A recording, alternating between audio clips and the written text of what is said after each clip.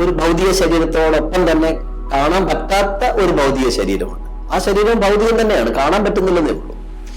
അതിന് ഓറ എന്നും bioplastic body എന്നും അല്ലെങ്കിൽ വൈറ്റൽ ബോഡി എന്നും ഒക്കെ ആൾക്കാർ പറയാറുണ്ട്. ആ ശരീരവും നമ്മുടെ ഭൗതികമായ കാണാൻ പറ്റുന്ന ശരീരവും തമ്മിൽ ഇന്റർ പെനിട്രേറ്റഡ് ആണ്.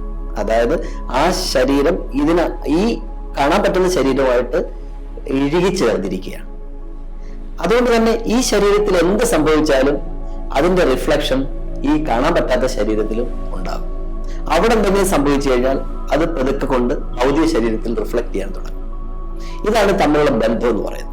അതുകൊണ്ട് തന്നെ ഈ പ്രാണ ശരീരത്തെ നമുക്ക് പ്യൂരിഫൈ ചെയ്യാൻ സാധിക്കുന്നതിന് ആനുപാതികമായി ഭൗതിക ശരീരവും പ്യൂരിഫൈ ആയിക്കോളും.